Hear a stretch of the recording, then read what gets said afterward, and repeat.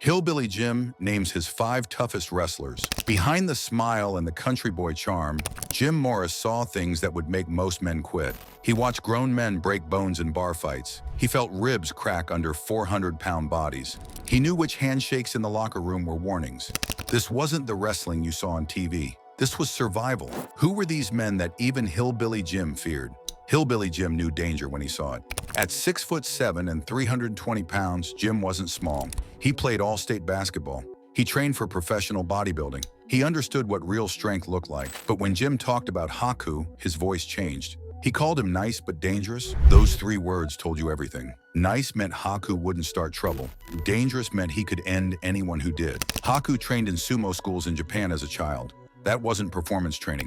That was combat. Real combat. The kind that breaks bones and ends careers before they start. When Haku came to the WWF, everyone knew his background. Everyone knew what he could do, and everyone stayed careful around him. Jim saw Haku be kind to people. He saw him laugh at mistakes in the ring. He remembered Andre the Giant cracking up when Haku botched a move. Those moments made Haku seem normal, but underneath that friendliness lived something else. Something that never slept. Something that could wake up in a second and destroy you. Other wrestlers told stories about Haku. Real stories, not wrestling stories. Stories about bar fights where Haku fought 8 men at once. Stories about him biting a man's nose off. Stories about him pulling teeth out with his bare hands. Jim heard all of them, and Jim believed all of them. Because he stood next to Haku. He felt the energy coming off him. It was like standing next to a bomb that might never go off, but it could, at any second. That uncertainty made Haku the toughest wrestler Jim ever faced. Not because Haku hurt him, but because Haku could have, anytime he wanted, and there would be nothing anyone could do to stop him. That kind of power changes how you work. It changes how you breathe. You stay aware, you stay respectful, you survive. If Haku was the bomb that might explode, Big John Studd was the explosion that happened every night. Studd stood 6'10". He weighed 360 pounds, and he took liberties in the ring. That phrase meant something specific in wrestling. It meant Studd hurt people on purpose. It meant the punches were real. The slams were harder than they needed to be. The pain was intentional. Most wrestlers cooperate. They work together to make moves look good while keeping each other safe. That's the deal. That's the trust. Studd broke that deal. He broke it because he was big enough to get away with it. He broke it because he was a main event star. And he broke it because he wanted to see if you would break first. Jim worked with Studd constantly in his early WWF run. He stood in that ring alongside Hulk Hogan and took Studd's offense night after night. Every slam felt like a car accident. Every punch tested whether Jim's jaw was made of bone or glass. Studd wasn't trying to make the match look good. He was trying to prove something. He was trying to show that he was the real tough guy. Not the babyface, not the hero. Him. The problem with taking liberties is that you can't fight back. Wrestling has rules. If Jim had stiffed Studd back, he would have been fired. The office protected the heels. The office protected the stars. So Jim had to absorb it. He had to smile through broken ribs. He had to sell the moves while his body screamed at him to quit. Studd's toughness wasn't impressive. It was cruel. It was the toughness of a bully who knew his victim couldn't fight back. But it was still toughness, and it still hurt. Every single night. Big John Studd had a partner. His name was Kong Bundy. And if Studd was cruel, Bundy was just heavy. So heavy that gravity became a weapon. Bundy was rough in the ring, not because he wanted to hurt people like Studd did, but because his body turned every move into punishment. When a 450-pound man falls on you, physics don't care about cooperation. Your ribs compress, your lungs empty, your spine bends in ways it shouldn't. Bundy's elbow drops felt like concrete blocks dropped from a roof. His splashes crushed the air out of people. And he did this move after move, match after match, town after town. Jim faced Bundy at WrestleMania III. That was the biggest show of the year. Millions of people watching. The pressure was enormous. Jim had to perform. He had to make Bundy look dominant. And he had to do it while a mountain of flesh landed on him again and again. After the match, Jim couldn't breathe right for days. His ribs ached when he laughed. His back seized up when he bent over. That was the tax of working with Bundy. Studd and Bundy worked together like a tag team of suffering. Studd hurt you with intention. Bundy hurt you with mass. Together they made Jim's early career a war of attrition. Could he last? Could his body take it? Could he keep showing up night after night while these giants tried to break him down? The answer was yes, but the cost was high, and the memory of that pain stayed with Jim forever. That's why Bundy made the list. Not because he was mean, but because he was heavy. And in wrestling, heavy is dangerous. Harley Race didn't hurt people by accident like Bundy, and he didn't hurt them on purpose like Stud. Race hurt you by making you hurt yourself. He did it through control, through authority, through the kind of mental dominance that makes grown men do things they know are dangerous. Race was an 8-time NWA World Champion. He came from the territory days when wrestling was rougher and realer.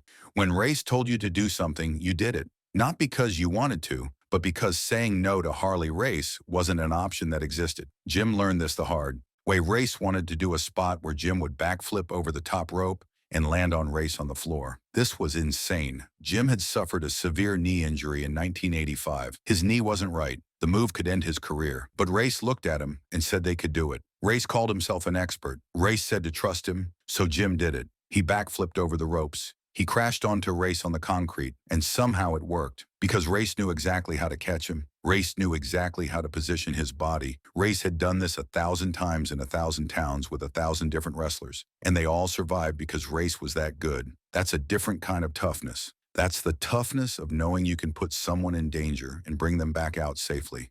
It's the toughness of making people obey without question. It's the toughness of authority. Race had another side too.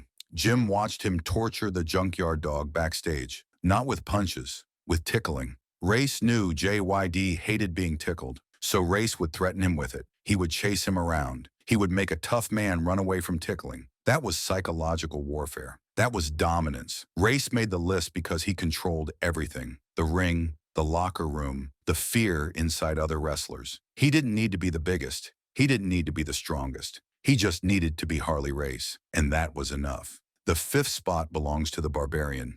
Some people might question this choice. The Barbarian wasn't as famous as the others. He didn't have as many stories, but Jim always mentioned him alongside Haku. Always. When the interview clips were titled, both names appeared together. Haku and Barbarian, Barbarian and Haku. Like they were one threat split into 2 bodies. The Barbarian was Haku's tag team partner. They worked together as the Islanders. Later, they became the Faces of Fear. That second name told you everything. Faces of Fear. Not faces of entertainment. Not faces of athletic competition. Fear. The Barbarian had the same stiff style as Haku. He hit hard. He didn't pull his punches. When he chopped you, the sound echoed. When he headbutted you, you saw stars. His power moves weren't designed to look devastating. They were designed to be devastating. And they were. The Barbarian didn't talk much. He didn't cut promos about how tough he was. He didn't need to. Everyone in the locker room knew. When he walked in, people paid attention. Not because they wanted to, but because ignoring the Barbarian was dangerous. Jim faced the Barbarian many times. Every match was a physical test. Every night left new bruises. Every town meant surviving another beating disguised as entertainment. The Barbarian's place on this list isn't about individual stories. It's about consistency. It's about being a constant threat. It's about being the second shoe that always dropped after Haku. Together, Haku and the Barbarian represented the physical ceiling of the WWF. They were as tough as it got. They were as dangerous as it got. And Jim had to face them both, repeatedly, for years. These 5 men weren't the only tough wrestlers Jim knew. He mentioned others. The Iron Sheik survived the brutal road schedule. Barry Windham and Ken Patera lasted through hundreds of matches per year. Andre the Giant was the biggest man Jim ever saw. But none of them made this list. Why? Because toughness isn't just about size. It's not about fame. It's not about surviving the travel schedule. Real toughness is about danger, about pain, about making other wrestlers afraid. The Iron Sheik was tough in his own way, but Jim remembered him for his funny personality and his partnership with Nikolai Volkov. That's not the same as remembering someone for hurting you. Andre the Giant was enormous, but Andre was Jim's mentor. Andre helped him. Andre laughed with him. You don't fear your mentor. You don't dread facing your friend. Andre was impressive, but he wasn't dangerous. Not to Jim. The 5 men on this list were different. Haku could have killed people with his bare hands. Stud deliberately crossed the line into real violence. Bundy's body was a weapon he couldn't turn off. Race's mind made people do dangerous things. And the Barbarian backed up Haku's reputation with his own brand of pain. This was the dark side of wrestling in the 1980s. It was brutal. It was dangerous. It was real in ways the crowd never understood. When you bought a ticket, you saw colorful characters and exciting moves. When you stepped through that curtain, you entered a world where men settled things with fists and hurt each other for a living. Jim survived it all. He lasted through Stud's liberties and Bundy's weight. He trusted Race when trust felt like suicide. He stayed respectful around Haku and the Barbarian when one wrong word could have ended everything. But surviving isn't the same as winning. Surviving just means you lived long enough to hurt somewhere else. The men on this list left scars. Physical scars on Jim's body, mental scars in his memory. Every time he told these stories, you could hear it. The weight of those years, the cost of those matches, the price of entertaining people who never knew how real the danger was. In a world built on make-believe, Hillbilly Jim knew who could make it real. These 5 wrestlers proved that every night. They proved it with every stiff punch, every crushing slam, every moment of legitimate fear. They were the toughest wrestlers he faced, not because they were the most skilled, not because they were the most famous, but because they were the most dangerous. And in wrestling, danger is the only toughness that matters.